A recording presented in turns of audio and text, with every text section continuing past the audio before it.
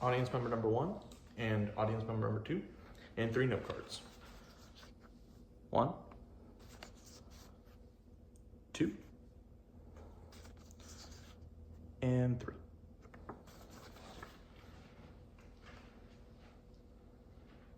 Those who fail to learn from history are doomed to repeat it.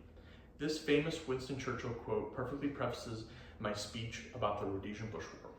Hello, my name is Robin Kucinich, and I'm extremely proud to present, after extensive research, my Rhodesian Bush War informative speech. This flag to my right represents the country of Rhodesia, and a little bit about it. The pickaxe in the center represents this nation as a mining colony set up by the British in 1895. Many of you may have heard about the country of Zimbabwe, but do you know about its upbringing? Well, it had a troubled upbringing, a troubled past, in the form of Rhodesia and the Rhodesian Bush War. A couple key elements to outline the Rhodesian Bush War would be its start, some key battles in between, and its eventual conclusion that ended up forming the country of Zimbabwe. To begin, tensions were rising in the country of Rhodesia. African nationalism was at an all-time high due to the British attempting to unify North and South Rhodesia.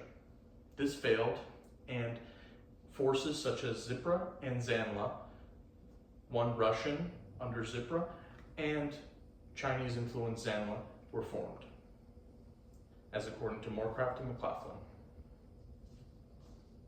This would be the effective start of African nationalism in the region, and would continue for decades.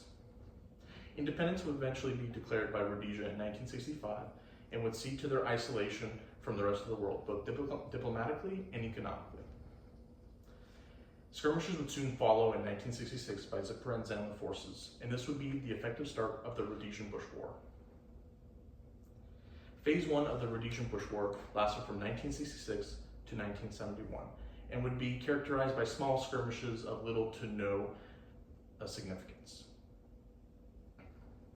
In Phase 2 of the Rhodesian Bush War, a key battle in 1976, Operation Dingo, would take place. This operation would target the Camp Chimoio, which housed about 8,000 inhabitants, according to Pettis, and this would be a resounding success for the Rhodesians. Aircraft and ground troops would have taken out 1,000 Zanla forces and, controversially, 100 or more civilians. Moving on to 1978, Operation Gatling was in full effect. This operation would be carried out in 3 phases on 3 different bases. This operation came about when Zipra forces took out a commercial airliner of Rhodesian origin. Rhodesia wanted to send a strong message to the rebels, and they did. 1,500 Zipra forces were eliminated in the fighting during Operation Gatling.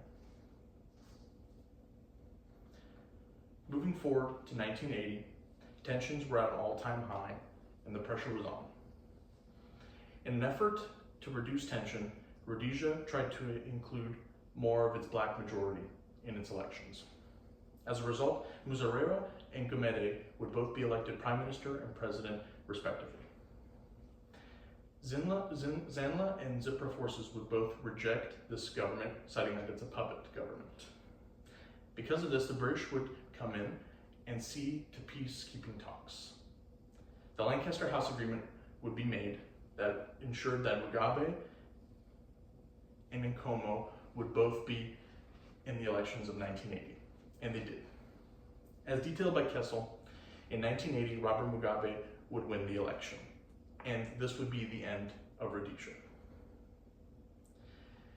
The end of Rhodesia would spark the birth of the country of Zimbabwe. A couple key things to outline this war was its troubled past, the courageous fighters that fought in between, and the rebirth of a nation. In closing, we can learn a lot from the woes of those who fought in this conflict for the future to come. Thank you.